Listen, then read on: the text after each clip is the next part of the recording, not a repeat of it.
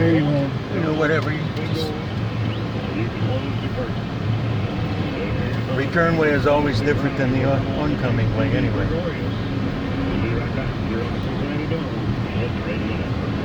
On the banks of the Ohio River sits the Great American Ballpark, home to the Cincinnati Reds. This magnificent stadium could not be constructed until builders made a very important phone call. The first pitch would not happen until a call to 811. Now batters can dig in and know they are safe at home plate. Before you dig in, have utility lines marked and know the strike zone. Call 811 to get the green light to swing your shovel. It's free and it's the law. Greedy entertainment-loving people demand the best unlimited wireless plan ever from AT&T.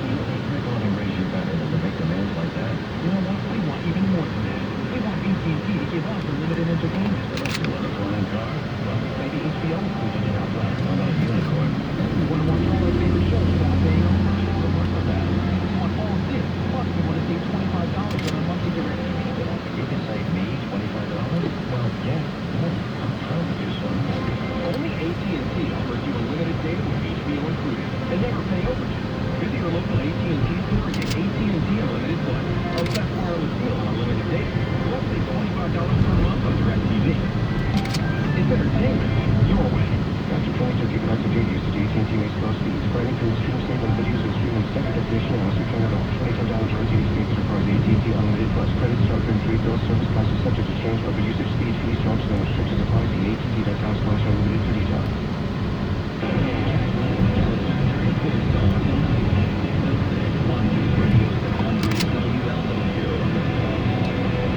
Left-hander Tony Cingrani takes over for Homer Bailey. Cingrani coming on for the 24th time. Low record of 4.98 ERA. 21 and 2/3 innings for Cingrani. 22 hits, 7 of those have been home runs. He'll get the left-handed hitting B.B. Gregorius. Runner at first base, Holiday. 2 already home here in the Yankee 7th, and they have taken a 6-2 lead. Yankees now in double figures in the hit department.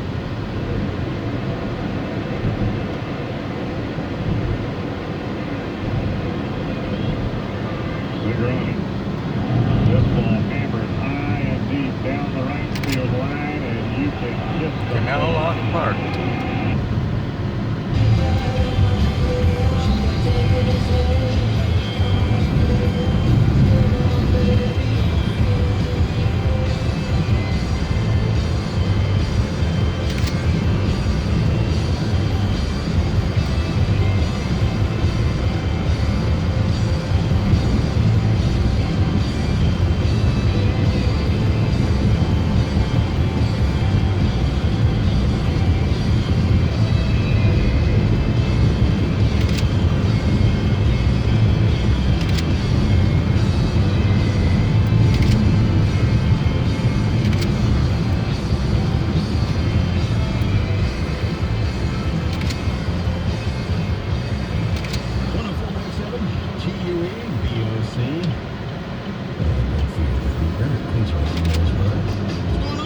Happy Wednesday to you.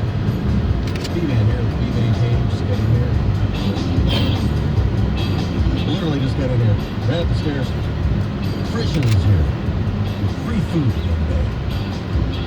Yeah, we're talking like shrimp, buffalo chicken, fish. What's that all about? Well, about an hour we'll be giving away a Frisch's gift card. The 420 lunch, I'll tell you all about it. I'm starving, I haven't eaten anything yet, so I'm ready to stuff this down my face. Here in the B-Man Cave. This cold drink as well. Alright, we got that coming up for you at 4:20. An hour after that, we got some more of those foreigner cheap trick tickets. That's what we're doing all week for you. We're the TUE Ticket Winner. And as I mentioned, a Wednesday. Another picture-perfect day here in the Miami Valley. Come on in, hang out for a while. This report is brought to you by Bo Townsend Ford Lincoln, Vandalia. 1,000 feet of the water, going back a couple hundred feet, just turned to jelly, collapsed, and it took the dock with it. And there were about 25 people on the dock, and they all winked with the dock as it disappeared. they all disappeared literally in a few seconds and were never seen again. The ship itself nearly got taken down to the dock. It was actually moored to the dock. The ship managed to get free, but had to sort of ride this rising, sort of bubbling cauldron of water. As the dock and all the sediment slumped, it displaced a lot of water in the harbor. And that water came up like a rising mound of water and raised the ship and turned it at a very cockeyed angle. So the stern was sort of sticking way up in the air, and people in the town actually saw the propeller of the ship from their homes. And the ship, managed to somehow survive. And the water surface was coming out of the town, managed to get free enough, and by then it had righted itself and was able to sort of slowly churn away, miraculously with no real permanent damage to the hull or to the propeller or propulsion system. But it was a very wild ride for 10 or 15 minutes. This is a story about a dramatic event. It's also a story about science and a great leap in our understanding of earthquakes and other things about how the earth moves and changes. The guy at the heart of this story is a geologist named George Plafker. Was he an earthquake expert? No, far from it. George Plafker was a U.S. Geological Survey geologist. At the time, he had a Bachelor of Science in Geology. He didn't really know anything about earthquakes. What he did know is he knew Alaska. He worked for the Alaska branch of the Geological Survey. And so he would basically go out, he and a partner would get dropped off in a bush plane somewhere, and they'd go around and they'd look for rock outcroppings and note the rocks, read the rocks, essentially, with a rock hammer and a compass and a hand level. And the goal was simply, as a lot of the Geological Survey's work was to figure out what mineral resources there were in Alaska. This was, again, it was a young state.